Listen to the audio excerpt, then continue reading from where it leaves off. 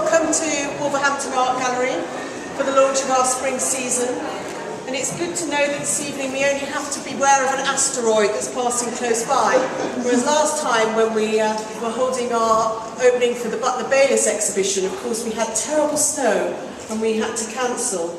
But it's now happily gone and we have much balmier weather. The work of Edwin Butler Baylis now enjoys a tremendous popularity, but he was for decades passed over in the art histories. The son of a managing director of an iron foundry, Baylis, Jones and Baylis, his story is connected with that of the gallery, where on the facade in St Peter's Close you will find, if you look very carefully, an image of a man holding an ornamental railing, which must allude to this notable manufacturing business that had offices in Wolverhampton and London, but which exported across the world. And even today, our new slogan for the city is "Made in Wolverhampton, but sold across the world." So, it goes back to our roots in the late 19th century. Baylis appropriated the grimness of the Black Country landscape, finding in its furnaces and slag heaps a strange poetry which earned him the title Poet-Painter of the Black Country. And because of this strong association between our industrial history and the Black Country, we felt it appropriate to ask David Owen, the former managing chairman of Rubery Owen Holdings Limited, which started out as an ironworks manufacturing gates and fences in the 19th century, to launch this season, and we're delighted that he's with us tonight and accepted our invitation. David Owen.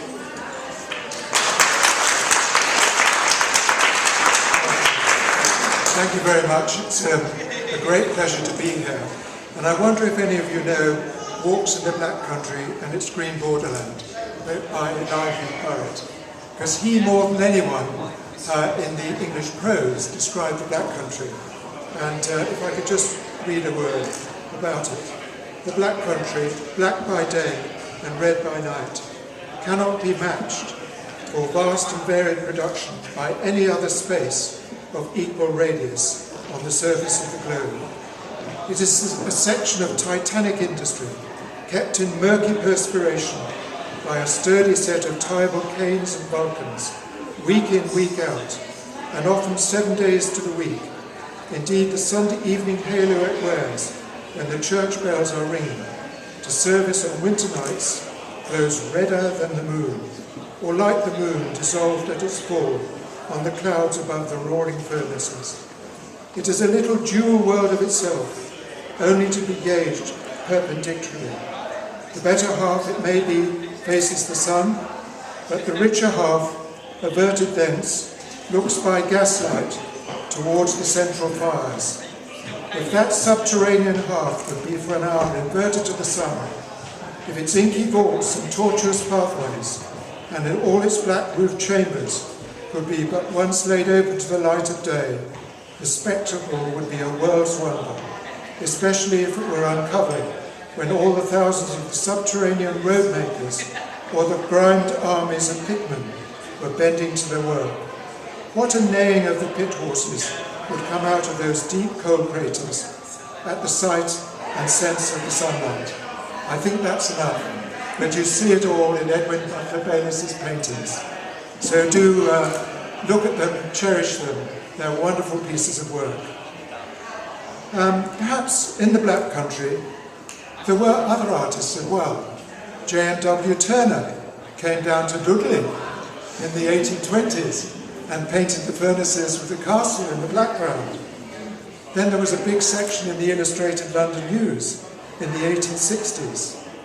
And then Edward Wadsworth, if you know his work, who invented camouflage during the First World War, did a wonderful book called The Black Country, with words by Arnold Bennett, which weren't entirely complimentary about the Black Country, but we'll forgive him for that. He's from Stoke-on-Trent, I think. But the etchings are absolutely wonderful, and he did other work as well. And so, Edwin Butler Baylis, well, it's lovely to have this collection at home in the Wolverhampton Gallery.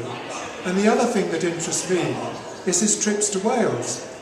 He's almost a contemporary of my grandfather, and he went to Wales for his holidays as well, and took a car, and it's wonderful to see how he painted those landscapes as well, because a lot of Midlanders who owned their businesses or were family businesses holidayed in Abu Dhabi and took the cars there in those very early days.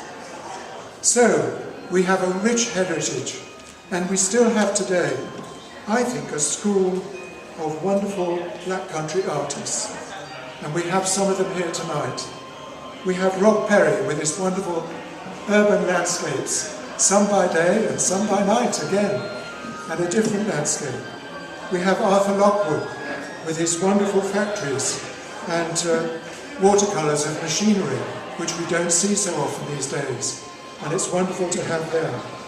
And we have Paul Hipkiss with his canal scenes and landscapes, and demonstrating his work tonight. And then we have Austin Mosley with his landscapes with our black country characters roaming around with their dogs or their bikes.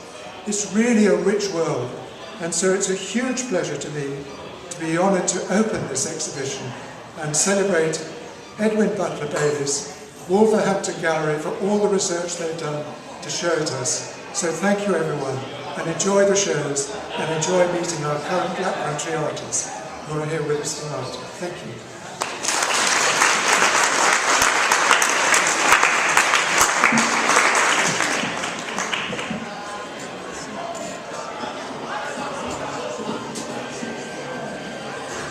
Thank you very much, David, for those wonderful words. And don't they write beautifully in the late 19th century? I think that the text that you read out was really beautiful, really poetic, and very appropriate for describing the landscapes that Butler Baylis was interested in.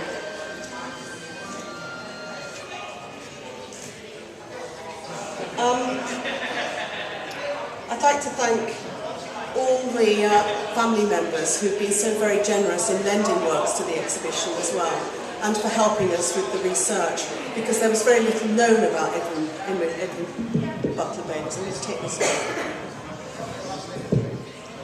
And so we're really indebted to the family who have helped to piece together the story of the artist, and the research has been published in this exceptional book on sale tonight, a mere £7.99, thanks to the financial support of the Cadbury Trust.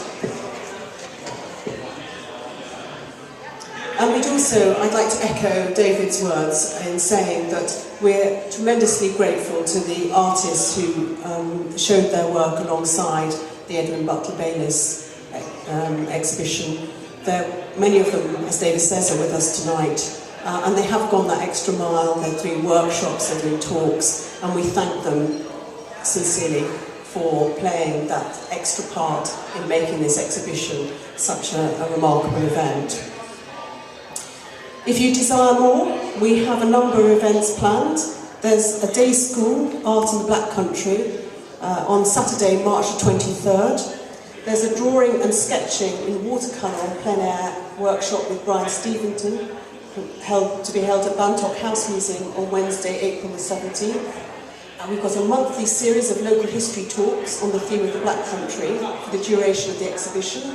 And a plug here for the local history symposium, which takes place on Saturday, the 23rd of February at Bantock House. For those of you who don't know that event, it's a great trawl through the current research on Wolverhampton histories. Short sound bites, 20 minutes, you can't go to sleep. Quick-paced all through the day. And our former winner, Frank Sharman's here tonight. So we're looking forward to hearing his next talk. Tonight we also launched 2 solo shows, those by David Hancock and Zed Nelson. Now, David Hancock has been interested in the culture of cosplayers, and he's used a medium which traditionally is known for its small, intimate character, but rather like our great 18th century portraits upstairs, David has actually translated watercolour into a medium for portraits on a grand scale.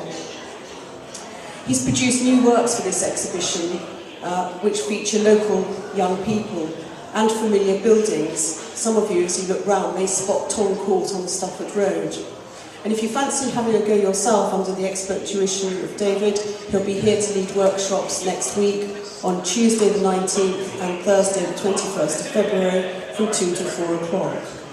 Finally, we have part of the exhibition, Zed Nelson, Love Me.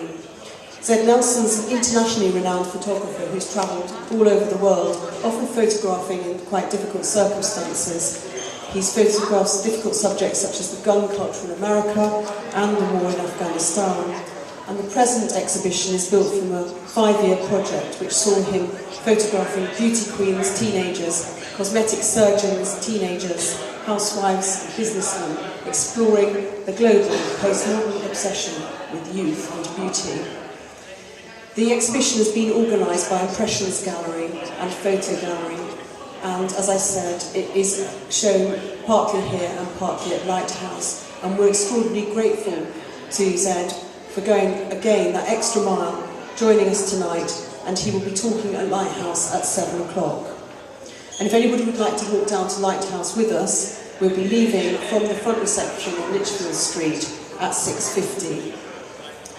We're all here tonight, I assume, because we all value the part that culture plays in our lives.